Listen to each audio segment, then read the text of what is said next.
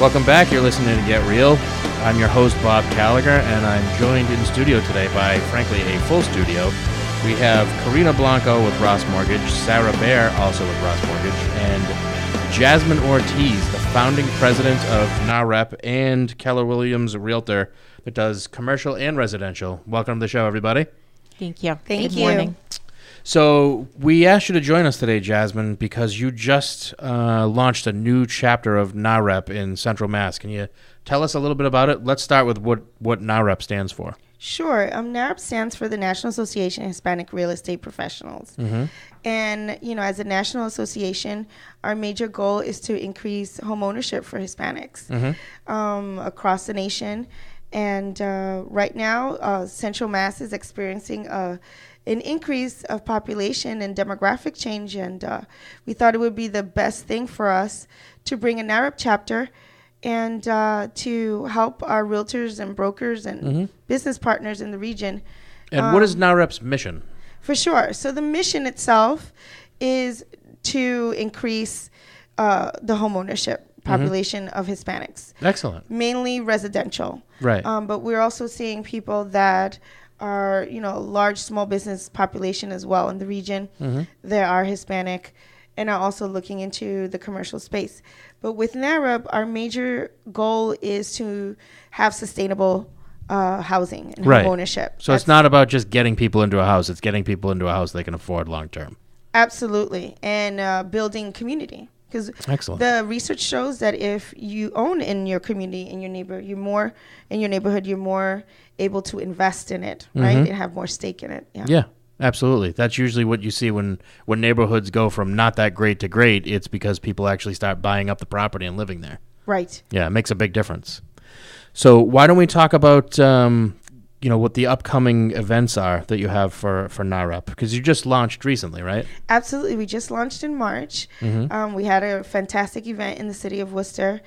It was very well attended. Our mayor was there, Joe Petty, and also Tim Murray from the Worcester Chamber of Commerce was there to support us. Excellent. Yep, it was a great event. And now we are officially a new chapter. We have our website up. We have all our social media up and running now, and we're getting ready for our next event, which will be in June 13th at the Bull Mansion. Really? Nice. Excellent. Now, Jasmine, I know that you had a great turnout with your launching. How many members do you actually have right now? Right now, we have 70 from the first launch. Wow. That are official, and we had close to about 200 people in attendance in our event. So we have a lot of business partners, and so we're expecting to double that for our next event. We're expecting to double that membership, and we're also expecting more business partners, as well as people are learning more about our chapter and our association. Excellent. So what are your long-term goals for this chapter of NAREP? The long-term goal is to grow the chapter to the point where it can sustain and provide support to our business partners, to our realtor members, our lender members, our insurance agents, our builders. I think once we become a very powerful business entity, we can advocate in our community.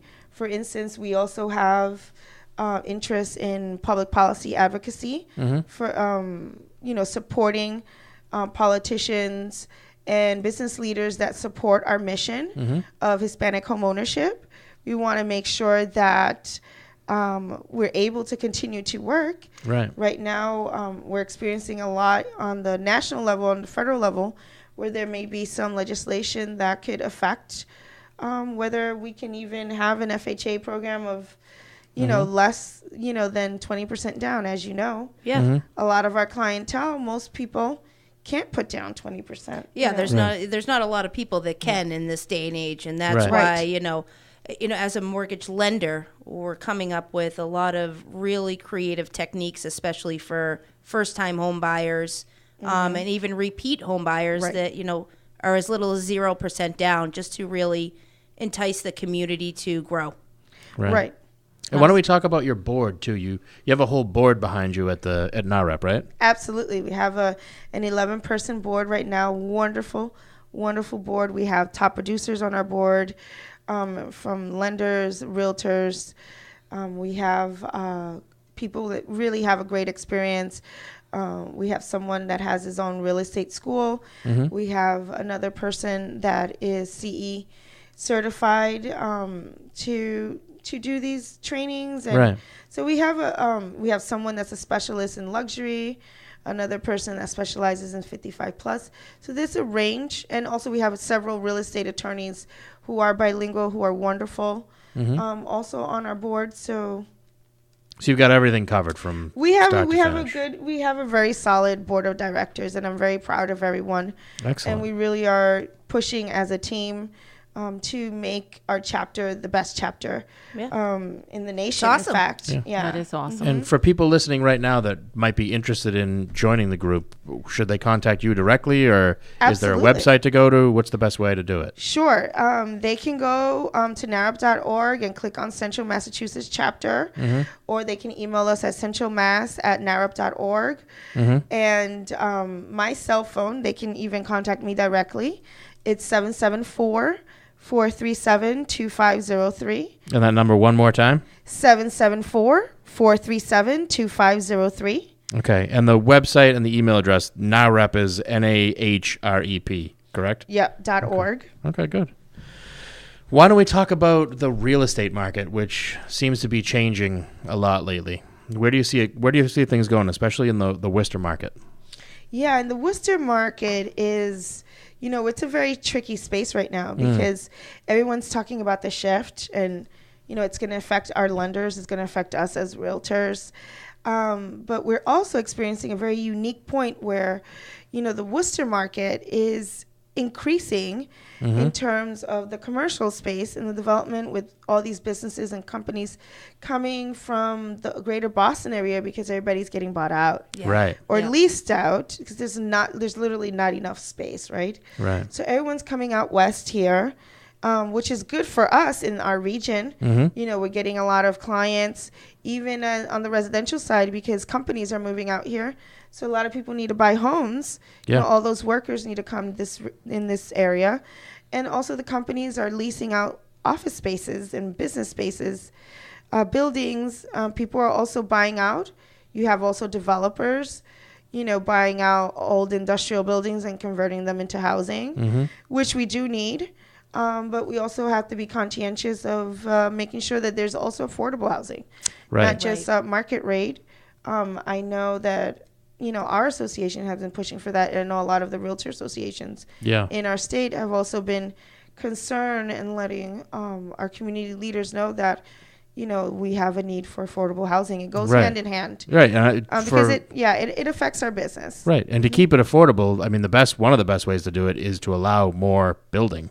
Absolutely. I think that's one of the things you see happening in Boston, why the prices keep going up so fast, because they're not building to keep up with demand. Right. Yes. We've definitely seen a shortage of building out in Worcester County, especially over the last decade. It's certainly picking up, but it's nowhere near the clip it needs to be at to satisfy demand. Right.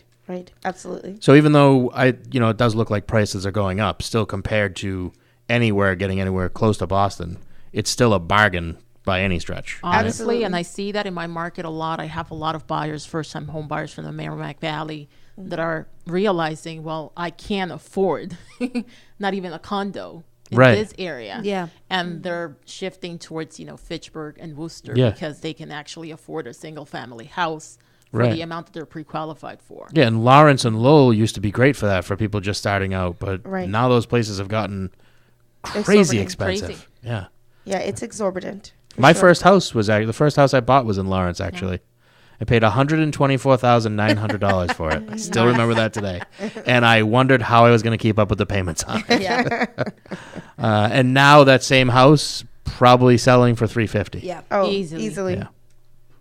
And the same thing with multifamilies. It used to be, that used to be a huge line of business for us on the lending side, is first-time buyers buying a 2 to 4 unit property because they'd have the income to offset the expense, which would allow them to build wealth over time. Right. Now it's tough to do that. No. Now it's tough to get. I mean, the investors all want the multifamilies, and they're converting them to condos. It's really getting tough to compete. Right. I mean, we're definitely seeing a much more competitive space. Mm-hmm. Mm-hmm. And that's happening in Worcester. I mean, I know the multifamilies are increasing rapidly definitely. out there. I mean, on average for a multifamily, you can get anything from 15 to 25 offers. Wow. I mean, every listing agent that I spoke with, including myself when I have listings, I mean, we're looking at multiple offers. Yeah. Mm-hmm. But you can still get a multifamily that's in, halfway decent shape from mid-threes, or has it gone above that? Yeah, you can still get it. Yeah. You can still get it. I mean, it's tough. But there's a lot of other people that want to get it, too, is the problem. Yeah, and, know, and those other people may have cash. Yeah, which is, again, tough to compete with. Yeah. Yes. Or a bigger down payment. Yeah. Right? Right. Yeah. Which makes it more attractive. Mm-hmm. Yeah, certainly. Yeah. So where do you see housing going with all the development? I mean, we got the pot. Well, it's not going to be the pot Sox. The Woo Sox coming. The Woo Sox coming to town. All that development going in around. Yeah. It's Kelly Square, I believe, right? Yep. Kelly Square. They're almost done. Yeah. Yeah. You got all these new restaurants, the new hotels. I mean, we were talking before the show today. I used to work down on Front Street back in the early 90s, and it's night and day compared to what it was. Oh, absolutely. Where are all these small businesses? Like we were talking about the Midtown Mall. Where are they supposed to go if somebody ends up buying that? I mean, you think people are going to get pushed to the outskirts of Worcester? They're going to get pushed further west? Yeah. I think, it all depends on the types of developers that are coming in. Mm-hmm. There are developers that are, HUD funded. There are developers who are community friendly, and we like those developers. Of course you do. We want, we like developers that don't push out our tenants out. Yes. Right. And even our business tenants on the commercial space, they would like to stay in, most of those people. Right. And so I think, that's what we need to gravitate more, encouraging developers and investors to, yes, come into our community, but we also want you to invest in our community as well, not just buy the property, but, continue to sustain, because there's people that are working and, would like to continue. And again, it also affects our industry in multiple ways. But I believe that the shift is moving west at some point. Yes. Springfield's, you're seeing a lot of movement in Springfield. It's still wicked cheap. Mm-hmm. However, there's movement coming through. And I think a lot of it goes to hand in hand with what's going on in the political space in those regions, in the towns, in the city. What are their regulations looking at? What are their policies? How are you, how is your relationship with the communities of color? Mm-hmm. Are you providing sustainable options for them, or is it, just a one-way street? Mm-hmm. And jobs too, super important. Yeah, absolutely, jobs. Yeah. Mm-hmm. So before we got started today too, Jasmine, you were talking about the shift in the market and what's coming, really right around the corner, and how people are going to prepare. What's the big shift that you see coming? One of the shifts we're seeing is, again, a combination of lenders being bought out, bigger lenders with the small ones, more competition in that space, because now you're doing more on the buyer side. There isn't as many refinances as there were before, so you're seeing that shift. Right. We're also seeing on the realtor side is, where we have, we're still going to have an issue with getting enough listings. I mean, that's pretty much what it is. Still a shortage. Yeah. Building that relationship with builders. Mm-hmm. And again, a lot of this has to do with public policy. Is it, are the towns making it easier for people to build? Mm-hmm. Are the cities? Are the states? Well, the answer to that is a resounding no. No. Yeah. So, the quick answer is no. And so that's what you have to go and advocate. Right. So you have to know what's going on in these cities council meetings. Are you going to the town planners meeting? That sort of thing. If you're an investor, you're a landlord, you should be there. You should know what's going on in your town.